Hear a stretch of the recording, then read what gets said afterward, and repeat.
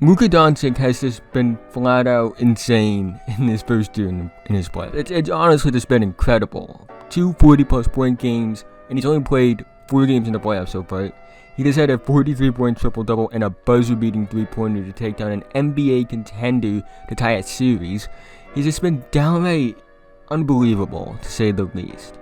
However, he isn't the first player throughout NBA history to have an amazing playoff debut. In fact, one that comes to mind that isn't talked about enough to me is a player that is a superstar, a future Hall of Famer, and a player that, at the time of his playoff debut, was viewed as a future superstar.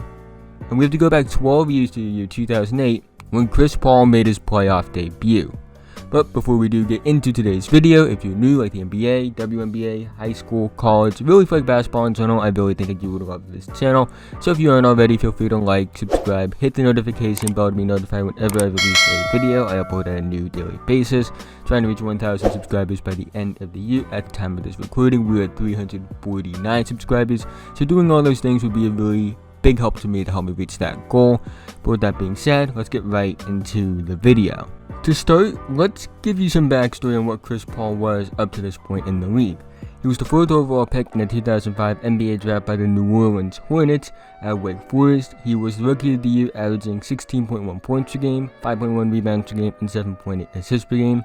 In year 2, he saw some improvement, but in year 3, he had his breakout season. In his 3rd season, Chris Paul led the Hornets to 56 wins, which was the 2nd best in the Western Conference.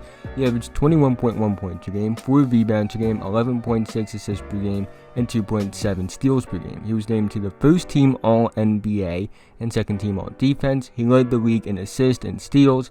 He finished 2nd in MVP voting behind Kobe Bryant, and there was a legit argument for Chris Paul winning MVP that year. The Lakers won only 1 more game than Chris Paul's Hornets, and while Kobe had the advantage in points and rebounds, Paul had the advantage in assists, steals, win-shares, and PER. However, that's besides the point. Paul was amazing that year, and he was even better in the playoffs. In the first round of playoffs, the 2nd-seeded Hornets would face off against the 7th-seeded Dallas Mavericks, led by Dirk Nowitzki.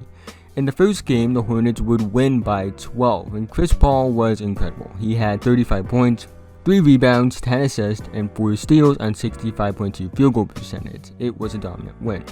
However, they would double the win differential the next game as they won by 24 points, as Chris Paul was again incredible, had 32 points, 5 rebounds, 17 assists, and 3 steals on 62.5 field goal percentage. However, he did have a bad game 3, as they would lose that game, as he did have 16 points and 10 assists, but he did only shoot 22.2% from the field.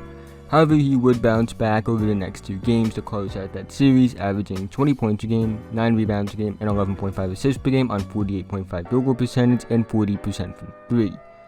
And then they would move on to the 2nd round of the playoffs to face off against the defending world champion San Antonio Spurs, of course led by their big 3 of Tim Duncan, Manu Ginobili, and Tony Parker. The Hornets would actually jump out to a 2-0 lead in the series, winning by 19 and 18 points respectively, with Chris Paul averaging 23.5 points a game, 3 rebounds a game, and 12.5 assists per game over those 2 games. However, the Hornets would lose Game 3 despite Chris Paul's 35 points and 9 assists, and they would lose Game 4 as well despite Chris Paul's 23 points and 65.2 field goal percentage. They would win Game 5 to take a 3-2 series lead, but would lose the next 2 games to be eliminated from the playoffs. Now, let's talk about what Chris Paul did in his first year in the playoffs, because based off the breakdown I gave you, it seems pretty impressive.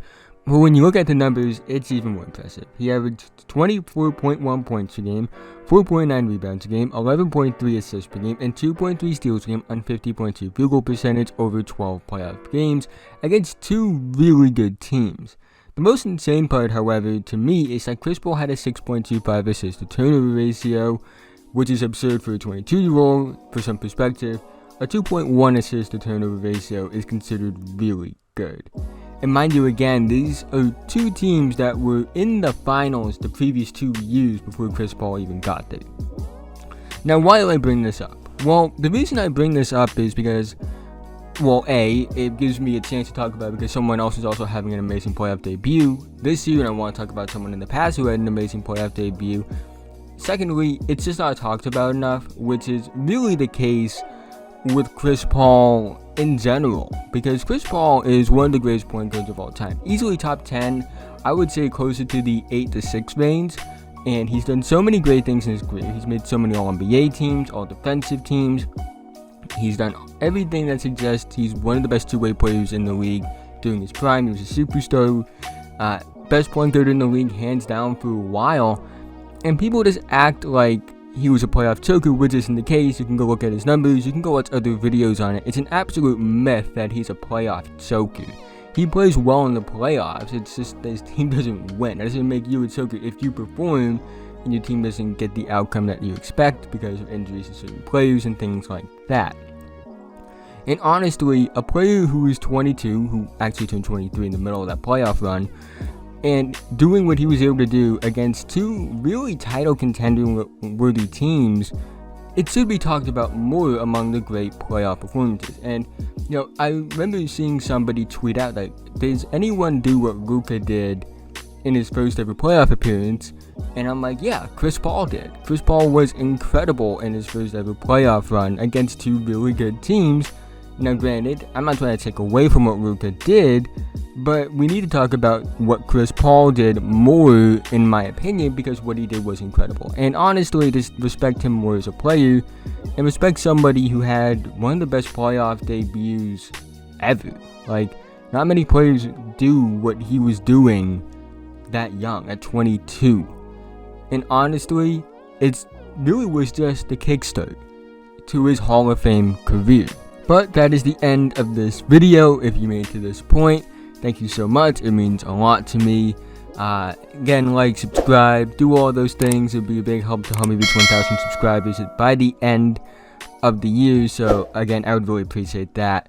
Also, let me know in the comment section below another player who had an amazing playoff debut series that I don't know about, or maybe other people don't know about. Let them know about it. Just leave that in the comment section below. With that being said, have a nice day.